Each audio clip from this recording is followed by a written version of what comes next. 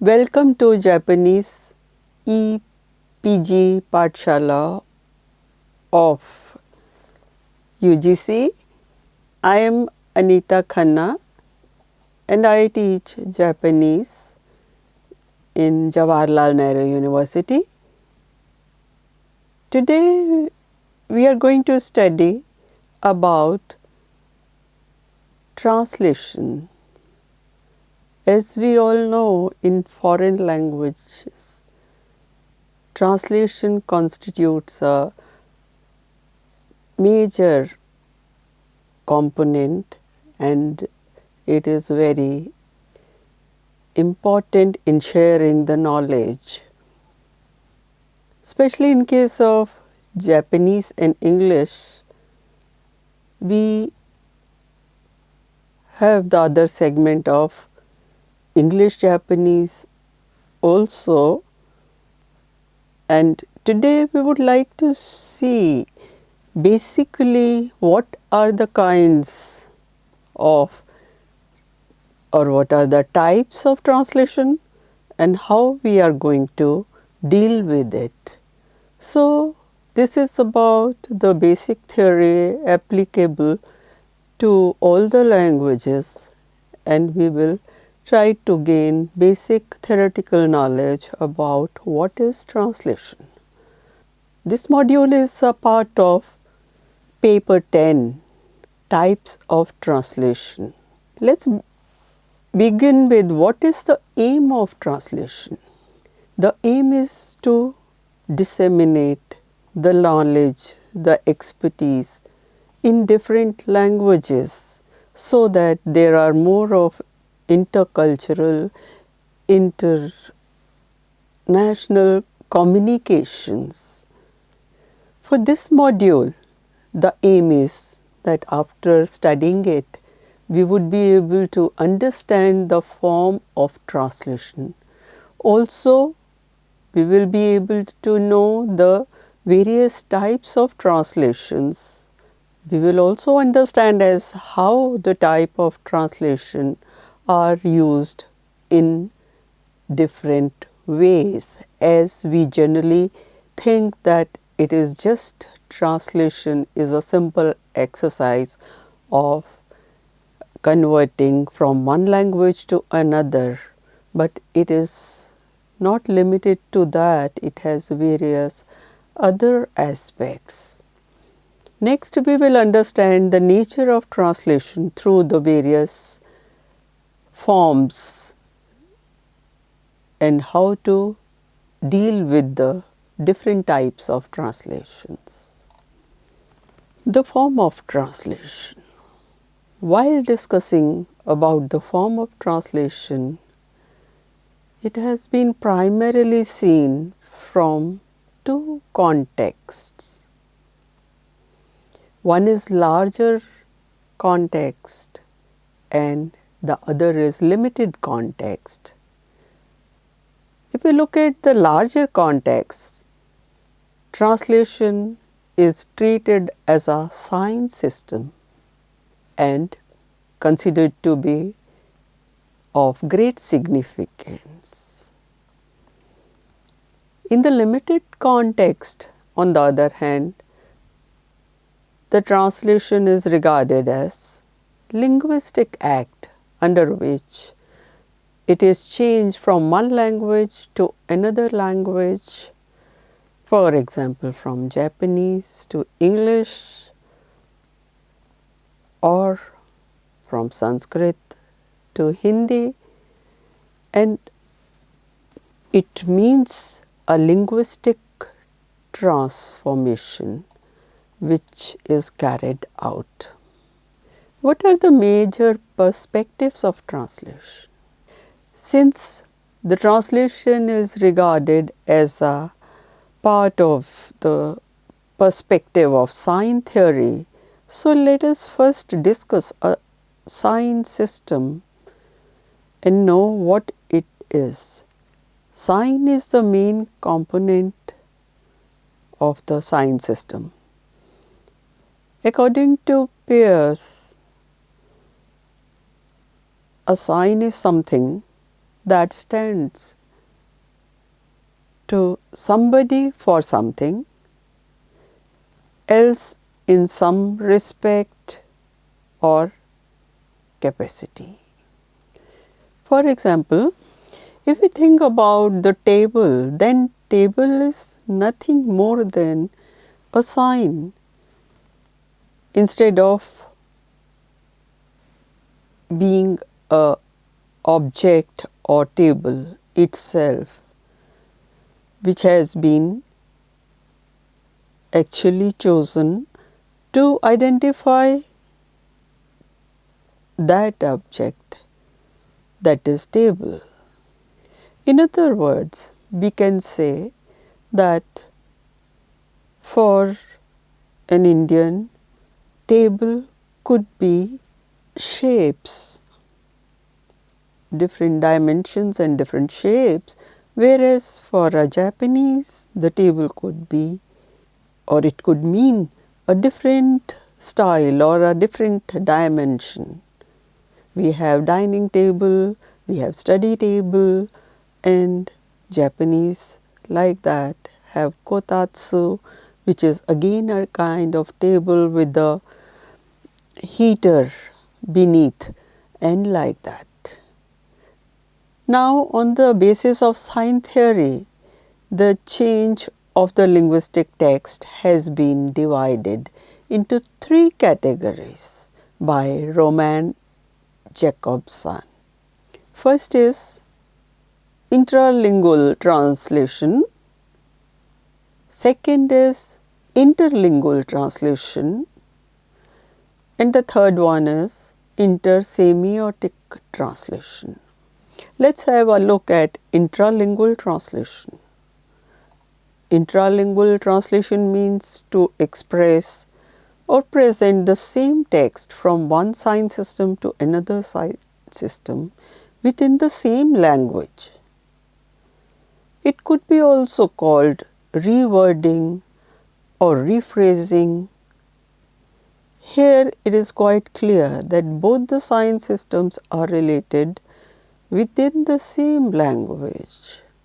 All texts written in Sanskrit are such examples for Indians, whereby the complex text in Sanskrit language is rewritten, have been rewritten in simple language for the benefit of the different grades of the students. In Japanese, the classical form of language is called Kobun, and it has been a major component in writing all forms, at least during the pre-war period. In other words, before the Second World War. Thereafter, due to the standardization of Japanese as modern Japanese, which is in Japanese called Hyojun Nippongo, the complex text of Japanese, be it history, literature, art, religion, have been rewritten in modern Japanese, which is comparatively easy and simple. The change of a text from one sign system of a language to another sign system of another language is called interlanguage translation. It also entails lingual change, as it is clear that it is the process of transformation from one language to another. So, in such kind of translation, the knowledge of the two languages is absolutely necessary. In fact, this deals with the proper translation which we as students of foreign languages deal with. In other words, it is the proper translation in English. Presently, international communications are popularly expanding, and so the interlingual translation is in considerable use and considered to be very important because it is the main source of creative knowledge based on literature and connects us to the world and the advancement in technology, learning, international relations. Since both languages play a significant role, in this case, it is not a simple exercise. A large number of works of Japanese pre-modern classical works, that is Nihon Koten Bungaku Taike, pertaining to classical literature are available in standard modern Japanese, and so in the Gendai Goyaku, and so it has facilitated the research by the foreign students in the areas of classical and medieval works as well as modern Meiji period and pre-modern Edo period works as well.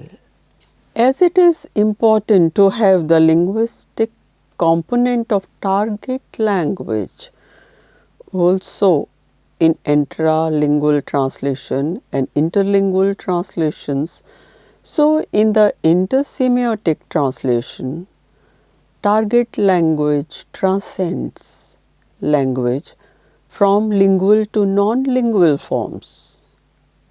In other words, the lingual text is translated from lingual to non-lingual components. For example, the transmutation of a novel or a story into film, drama or serial. This change is more attached to its form than its language. Incidentally, I would like to point out that in paper 16 of this course of Pathshala for Japanese, the course material deals with the adaptation of Japanese novel in cinema. Like as we have a large variety, like the cinema based on Genji Monogatari, the works of famous Taisho writer Akutagawa Ryunosuke, whose famous work Rashomon is world famous. Likewise, the Nobel Prize winner Kawabata Yasunari's Izuno Odoriko, which is literally translated as performers of Izu region of Japan. So, the Izu dancers. The pillar of modern Japanese literature Natsume Soseki's Sorekara and Yoshimoto Banana's novel Tsugumi are also treated in some of the modules of paper 16 of this program. Similarly, the renderings of folk songs, poetry into music, songs, tunes or advertisements are examples of intersemiotic translation. The limited context of translation is considered as a linguistic exercise in which the source text is translated into the target language. And so, in this process, the limited context is taken, and such translation is further categorized into two dimensions. One, textual translation, and second, effective translation. Let's have a look at the textual translation, which means a kind of translation in which the source text is important. In this translation, it is expected that the translator should be honest towards the source text and try to contain the spirit of the source text into the target language. The translator cannot in this process of translation use his freedom or take liberties. He has to remain cautious for both the statements and its craft, and they try to bring the same in the target language. Textual translation is more suitable for the purpose of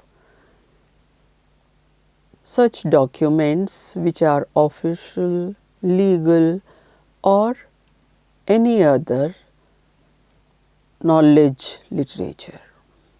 On the contrary, effective translation, as when we can see from its very name, is done focusing on the effect of the source text. It is compulsory for the translator to bring the nature or the same effectiveness in the target language, so that the effect of the source text be the same to the reader and the society of target language should be considered. This is possible only when the translator shall, while translating, take as much freedom as required, though cautiously. For this, it is imperative that the translator has the background knowledge and understanding of the cultures of the languages he is dealing with, both the source language and the target language. Furthermore, while explaining in the easy language, we will discuss in detail about the various types of translations. Word-to-word translation. Word-to-word translation means the translation in which the word is taken to be main unit of the translation. For example, early translations of Bible can be included in this category. It was followed by the debate on the translation of Bible in the West, and there were opinions like there can be no exercise or any freedom while translating the religious and sacred texts like Bible. So, the example of word-to-word translation, we can have simple example in Japanese, like in this sentence, Aji to wa ii hito desu. Now, here we take it word by word and include all the words in the source language. Aji to wa ii hito desu. Translation would be, Ajit is a good person. Ajit अच्छा लड़का है. Word-to-word translation is also used in literature, but it is not as successful in the creative literature. In the literary translations, the characteristics and euphemistic words are more important.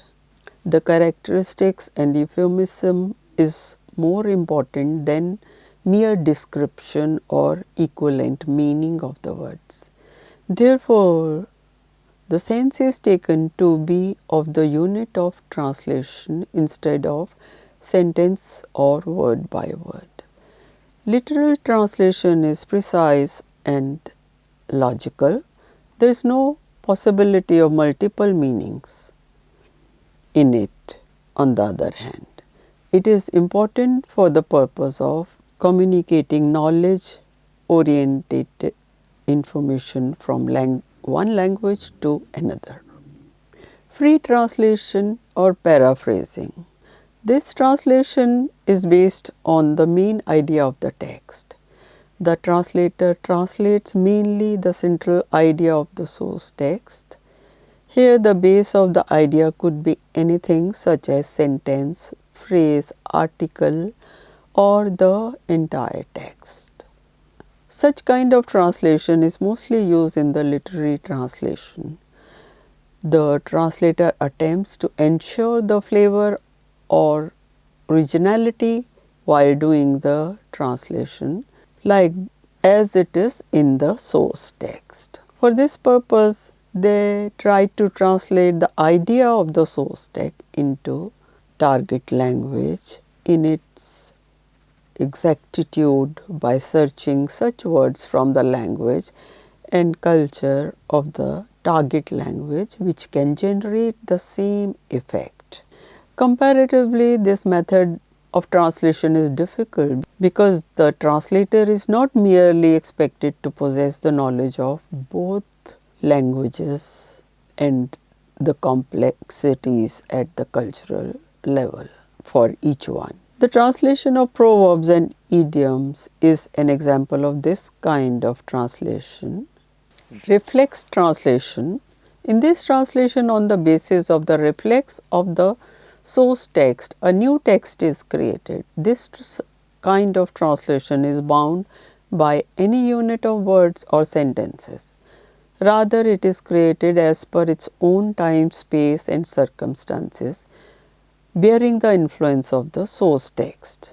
Bhartendu Harishchandra had, while translating Merchant of Venice, the drama of Shakespeare, followed this technique, and the names of characters and places etc. were localized in Indian context. While discussing about the reflex translation, there arises a problem that if this kind of translation is called reflex translation, then what translation is called adaptation or recreation? We shall try to define it while discussing about the various types of translation. Adaptation. While translating under this kind of a translation, the text of source language is changed into the target language without compromising with the mode of the original text. As it is clear that in reflex translation, the form of original text can be translated in any form, but in adaptation it happens on the ground of the form of the original text.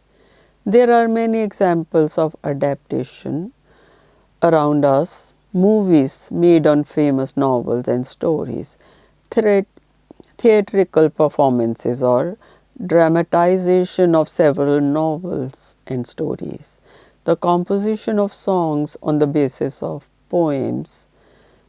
In the recent times, the advertisements are also made on the basis of famous lines of some poetry sequence or song. All such translations are examples of adaptation where the translator has the scope to show his creativity. Recreation. For the literary translation, recreation is used, but when it comes to the translation of poetry, this is the most suitable method of translation, in which the translator is so much engrossed in the poems that after the completion of translation, we get almost a new sequence or a new creation itself. For this kind of translation, the translator should not only have the knowledge of language, culture, but also of a particular mode in which the source text is written, like poetry or drama. The Bhakti-Kalin literature available in several Indian languages is the best example of this kind of translation. Gloss translation. Gloss translation has a long history in India. In this, the gloss or explanation is given in the source language or other language. The main goal of the gloss language translation is to provide the source text in more simple language of its own or another, so that the readers can easily understand and enjoy the original text. It can also be called explanatory translation. A large number of gloss translations in Sanskrit, Pali, Prakrit languages is available in Indian context. Several explanations are also written based on Gita are good examples. In case of Japan, we have the commentaries written by Prince Shotoku on the Buddhist scriptures translated into Chinese, and these commentaries were useful in propagating the tenets of Buddhism at that time. Essence translation. In this translation, only the essence instead of the whole original text is translated. It is very difficult and complex exercise because it is mostly used in the news agencies, official and legal documents, etc. It is not possible to translate the whole official or non-official documents. In this situation, only the essence of that document is considered for translation. Extempore translation is a kind of a translation in which the translator does not have much time. He is required in the condition when the two speakers of different languages want to communicate without knowing the language of each other. In this condition, bilingual means those who know two languages play the role of the mediator. Such translation is required when the representatives of two different countries discuss important matters or talk to each other on economic, political issues, etc. In other words, it could also be called interpretation, but interpretation has a characteristics of its own, being verbal language to be its base. Retranslation. In the retranslation, the source text, after being translated into the target language, it is retranslated into the source language. As we know that the source text and the target text is never the same. In this process of translation, something is added and something is lost. But if we can get the knowledge of the source text back after translation, it would be considered successful. The help of retranslation is taken to examine the differences which occur after the translation is done. These differences occur at the level of meaning, word hypothesis, sentence structure, and cultural influences. Even after retranslation, if there is no change in the meaning or the spirit of the source text, it is considered to be successful. Transcription. In transcription, the pronunciation is the main base. In this process, the pronounced sounds are scripted.